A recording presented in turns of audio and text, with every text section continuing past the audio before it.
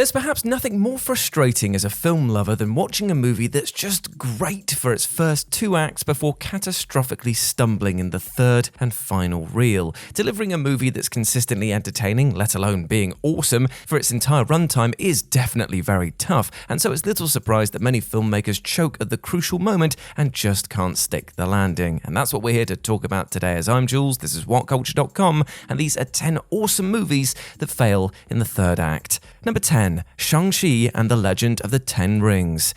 Now, there's a very strong argument to be made that Shang-Chi and the Legend of the Ten Rings is the strongest feature-length entry into Phase 4 of the Marvel Cinematic Universe. It provides a fantastic introduction to the title character, offers up one of the MCU's all-time strongest villains, and boasts a bevy of thrillingly kinetic, visually stunning action sequences. But as has been a consistent problem with the MCU ever since its inception, in an attempt to give audiences an epic climax, it goes a little too big for its own good in the final stretch. Because having Shang-Chi battle Wenwu apparently wasn't enough bang for the viewer's buck, the final fight sees our hero riding a Chinese dragon called the Great Protector in order to battle the soul-eating dragon known as the Dweller in Darkness. Yet, as per the MCU's infamously time-constrained productions, that concluding fight is an eyesore of lackluster, blurry CGI and goofy, unconvincing physics. In a film with so much gorgeous, grounded action, it really didn't need to wrap up with a boring digital monster slugfest.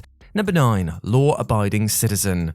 Now, Law-Abiding Citizen is a savagely fun movie until it's deep into its own third act, where it commits a late-stage sin so unforgivable as to damn near derail the entire film. The unapologetically absurd thriller sees Clyde Shelton taking revenge on not only the assailants who murdered his wife and daughter, but also those working within the law who denied him true justice. And so, Shelton spends the bulk of the film cooking up hilariously elaborate deaths for his targets, hiding explosives inside a judge's phone, unleashing a machine gun-toting robot in a funeral procession, and blowing up a bunch of cars. Now, given Shelton's righteous anger at the American justice system and how utterly loathable our hero is here, the cynical attorney Nick Rice, it's actually incredibly easy to root for Shelton, no matter the undeniable death and destruction he causes. As a result, many were left deeply dissatisfied when the film ends with Rice tricking Shelton by taking his bomb intended to blow up City Hall and hiding it within his own jail cell, in turn killing Shelton when it detonates.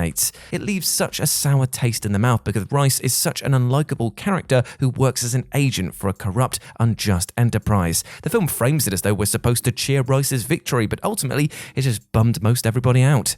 Number 8. Us. Jordan Peele's Us had such an irresistible, elementally terrifying premise of a woman, Adelaide, and her family being assailed by a group of doppelgangers, and after the Oscar-winning brilliance of Get Out, audiences couldn't wait to see what unhinged weirdness that Jordan Peele could cook up. And for its first 90 or so minutes, Us is a deeply unnerving and tenaciously well-executed horror film, which succeeds on the strengths of its sublimely creepy imagery, as well as providing outstanding performances. But once Peele lets the deflating cat out of the bag, it's never able to regain its sense of eerie wonder. The resolution that the doppelgangers are clones from a government experiment who've been residing underground for decades was several steps far too ridiculous for many to accept, and paled massively in comparison to Get Out's more inspired big reveal. Our lead characters do a lot of dramatic heavy lifting even when the scripts fail them, but for a film that offers up such a tantalizing premise and seemingly had the promise to follow through with it, that final half hour was a major letdown. Number 7. Red Eye. Wes Craven's 2005 thriller Red Eye was marketed as taking place almost entirely on a plane, as hotel manager Lisa is seated next to a terrorist Jackson Ripner, who will kill her father if she doesn't help him assassinate the Deputy Secretary of Homeland Security. And for its first hour, Red Eye is an absolute blast. The setup is intriguing and snappy, before we're then treated to 45 minutes of gut-wrenching, claustrophobic suspense as Lisa attempts to resolve the situation. But the third act sees the action transition from the sky to the ground as the plane lands, at which point Red Eye evolves into a far more conventional thriller as Lisa scrambles to save both her father and the Deputy Secretary. After the tension and ingenuity of the confined plane setup, this feels like such a major step down, especially as Murphy's villain acts in considerably less cunning fashion than in the preceding first 2 acts. Number 6. Glass. M. Night Shyamalan's Glass was the hotly anticipated conclusion to his trilogy of unexpectedly linked superhero films, preceded by Unbreakable and Split. Now, Split quite neatly teed up a final film in which Kevin Wendell Crumb, aka The Horde, a man with 24 different personalities due to his dissociative identity disorder, would battle the heroically invulnerable David Dunn. And for its first two-thirds, Glass does a stellar job of building up intrigue and getting the chess pieces in place for an expectation-defying closing clash between both the two, along with the genius supervillain Mr. Glass. Yet what follows can only really be described as, well, a damp squib. For starters, the fight between Kevin and David takes place in the blandest location imaginable, a greyer-than-grey car park, which, while seemingly by design on Shyamalan's part, feels like an act of smug subversion merely for its own sake. Beyond that, the film ends with all three central characters dead in largely underwhelming ways, particularly Dunn, who is drowned in a puddle by a random SWAT team member, after Dr. Ellie Staple reveals that she's a member of a secret society seeking to eliminate superheroes. Even the final scene where the video footage of the superhumans in action is uploaded to the internet comes off as hokey and unconvincing. In a world where deep fakes exist and it's becoming ever harder to discern the truth from fiction, would this video really make much of a dent at all? Easy though it is to respect Shyamalan's desire to basically give us the exact opposite of an MCU movie, he forgot to make it even basically satisfying. Number 5. High Tension. No list of films about self-sabotaging third acts is complete without High Tension, a brilliantly wrought, ultra-violent slasher film which biblically screws the pooch in the final 10 minutes. For its first hour plus, this is a tenaciously crafted, white-knuckle thrill ride in which our two protagonists flee from a sadistic serial killer who's murdered one of their parents. It's built from basic parts, but the execution is so uncommonly intense and disturbingly brutal and well-acted. So much so that it's a massive shame that the story then steers into genuinely brain-dead directions come its closing section. The director drops a wildly unnecessary clanger of a final twist that the killer was actually one of the heroes all along, and with the killer that we've seen throughout the film being nothing more than a disassociated figment of her deluded imagination. It's an infuriating revelation, because it just isn't earned, it isn't telegraphed in any clever way, and feels like a cheat because it contradicts previously established information and events. Basically, the third act retroactively makes the awesome first hour feel like a total waste, even though the twist does admittedly have a small but vocal army of defenders. Number 4. The Wolverine. James Mangold's The Wolverine in many ways functioned as an apology for 2009's aggressively mediocre X-Men Origins Wolverine, and for the bulk of its runtime adapted Wolverine's beloved Japanese comic book arc to the screen with style and feeling. Between Hugh Jackman's excellent performance as Logan, the striking and unique setting, and delirious action sequences, this felt like everything that its messy, mostly unsatisfying predecessor wasn't.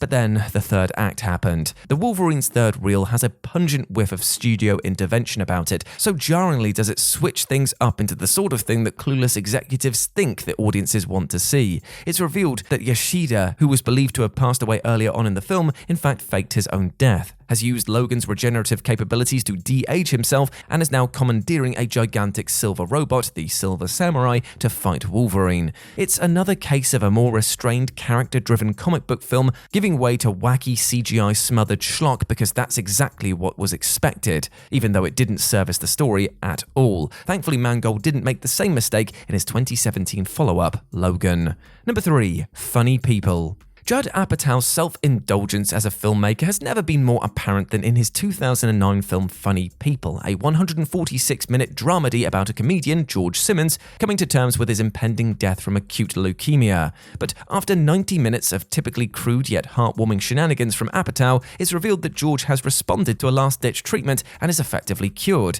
It then feels like the movie's setting up to wrap up with the depressed George learning to embrace his life once again, but it continues on for almost another hour, as George decides that he wants to try and win back his ex-fiancée Laura, who is now married to another man. It feels like nothing more than an excuse for Apatow to shove his family, his wife Leslie Mann and his kids Maud and Iris into the movie, and elongates a film that's entertaining for about 100 minutes into a 2.5-hour slog. Given that Apatow hasn't made a single movie under 2 hours in the 13 years since, he's evidently learned nothing about brevity being the soul of wit.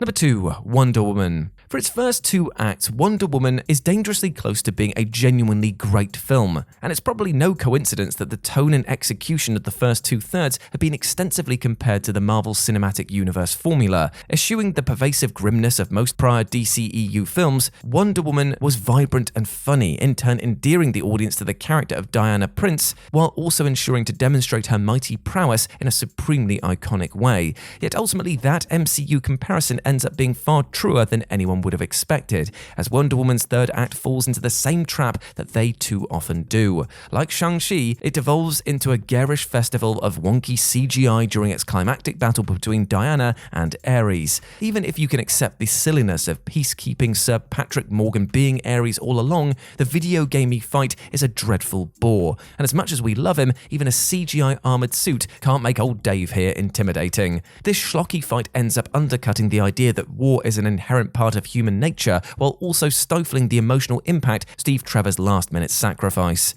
And number 1, Sunshine. Now, I'm not going to lie here, personally, I absolutely love Sunshine, and I know that it has its defenders out there, so speak up, my friends, but still, let's be honest, the 3rd act is very different. Let's just say that, shall we? Because you see, Danny Boyle's Sunshine is, for the first hour plus, a spectacularly well-written sci-fi thriller in which a group of astronauts venture on a mission to try and reignite the dying sun. It's a killer idea for a movie, and Boyle and writer Alex Garland do a terrific job of establishing a group of likeable characters who start succumbing to the arduous nature of the journey one by one. But in Act 3, Sunshine transitions from a survival thriller into a very strange space slasher, as the remaining crew members are attacked by Pinbacker, the burned, monstrously insane sole survivor of the previous mission to the sun. Pinbacker feels shoehorned into the movie as padding, as though Garland failed to think up any other scenarios which could extend the central story to feature length. And it raises a ton of questions as well, like how is a man who is burned head to toe somehow superhumanly strong? The final scene is still very, very good though, but the introduction of more generic horror elements felt ill-advised at best.